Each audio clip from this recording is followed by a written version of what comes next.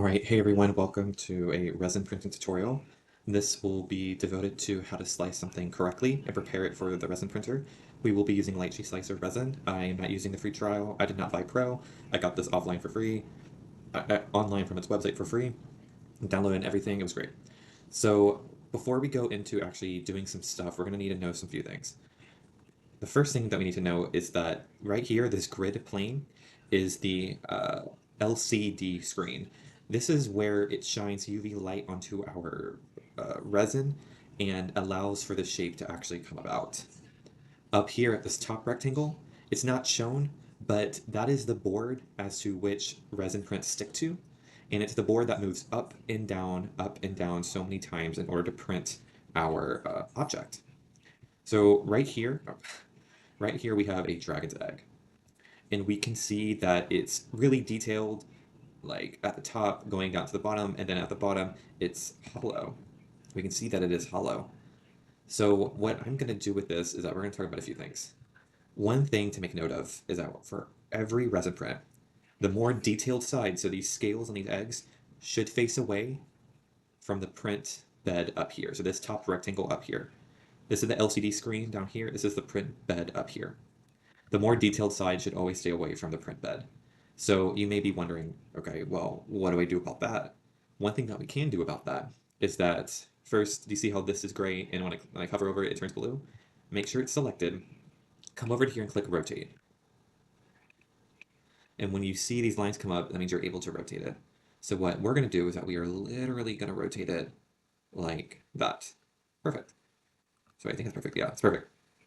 And so now we've made the entire detail side away from the print bed up here. But we aren't done yet.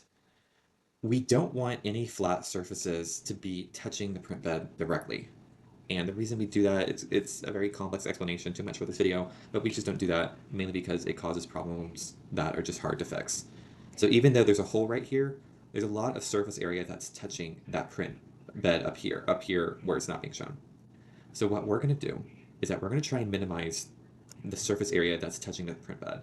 So what we are going to do is come back over to rotating and rotate it at an angle so much so that only like this part right here will be touching the print bed compared to this entire part that would be touching the print bed. So it may not seem like a lot, but wouldn't you rather only have this part kind of get messed up rather than this entire bottom part get messed up?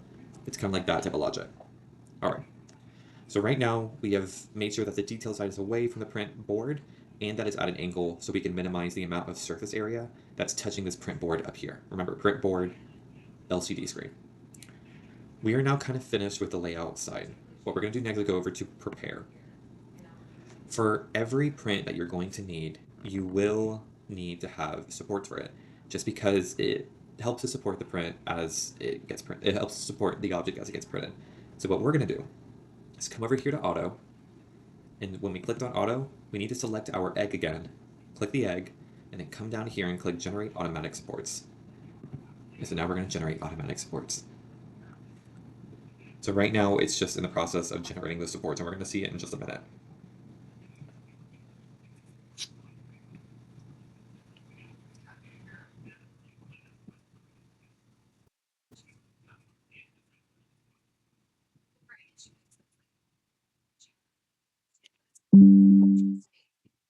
All right.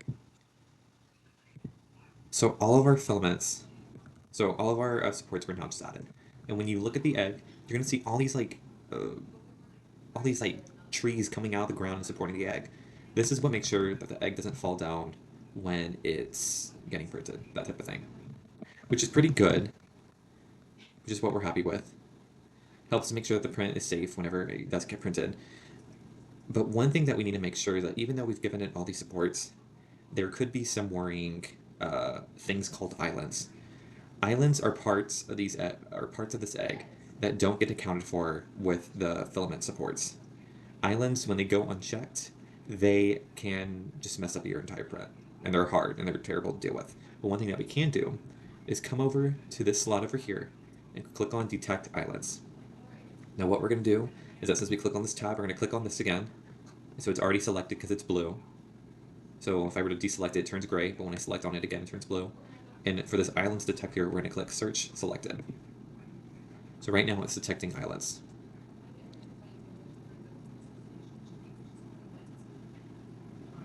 And so right now it has detected it's detected all the islands on this egg, and it shows that there's 8 islands. Now, you don't want any islands. And what we're gonna have to do is that we need to figure out how to support these islands so they don't screw up our print. So what we need to do is come over here and click on show. And right now it will send you to an area on your screen that basically says somewhere here it needs islands. It needs some help with the islands. And unfortunately it doesn't show where we need to actually put them. So one thing that I've managed on doing was just adding the supports myself. And how you add supports would by literally be clicking on the screen like this. So do you see that right there? When I clicked on the screen and did that, it basically created a support. Like right now, like as I click on the screen, it is now adding so many different supports. So the thing that we need to figure out is trying to get all of them. So right now it says for island 1 over 8. I still haven't gotten the island, but let's see if I click on it and I refresh it. All right, nothing has changed. So even though I'm adding all these supports and it's not really showing me where they are, I'm going to kind of stop doing that and see that I can add support to all islands. So rather than me guessing and kind of doing that, just like clicking and just hoping for the best, I'm going to click add support to all islands. I'm going to click on it again. It's detecting islands. And apparently 0 islands are detected. So one thing about me is that I still have trust issues. So what I'm going to do is that I'm going to click on islands detector and click search selected one more time, just to make sure there are 0 islands. So right now it says 0 islands are detected. So I'm going to go and say, hey, there's no more islands. I don't really have to worry about anything anymore. But one thing is that if you still want to add like your own supports and just make sure that everything has some sort of support, you can still go back and just manually add these.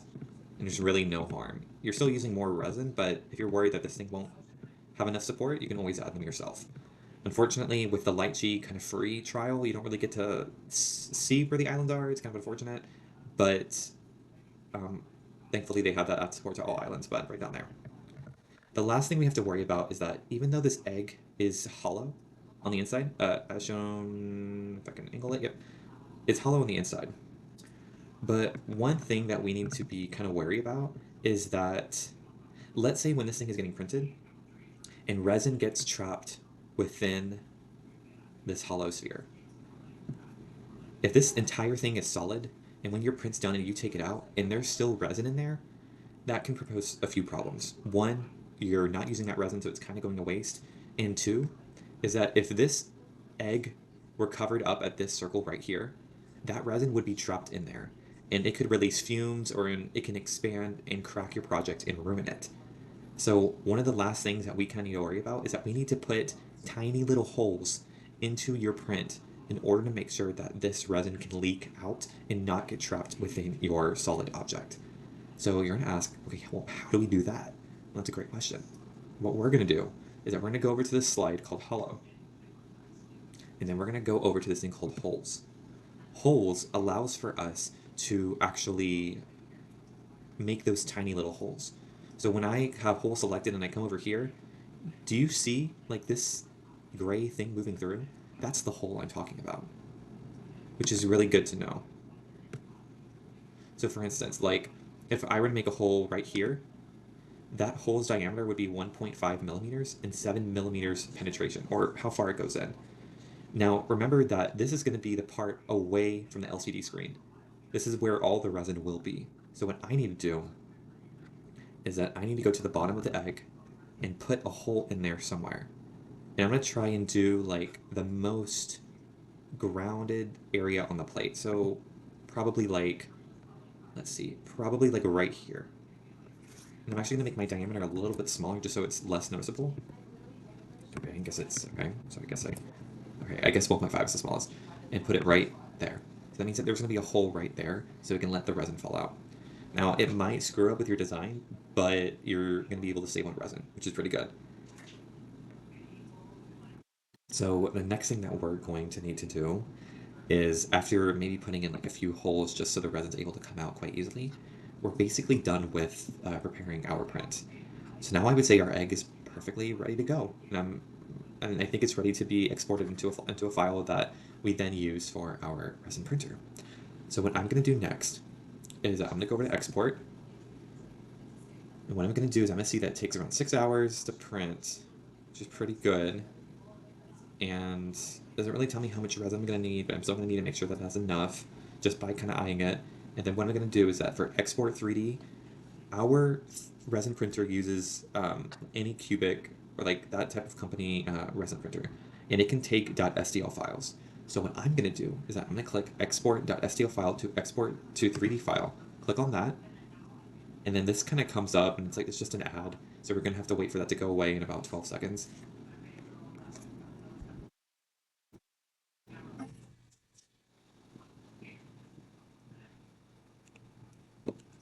All right, so the 12 seconds are over. Now I'm going to click on continue. And basically, I'm going to save it cool dragon egg to my folder. And that will be the file that I use to start printing my, that'll be the file I use for my resin printer. You know, it's exporting, and it should be good. All right, thank you guys for watching, and we'll see y'all later.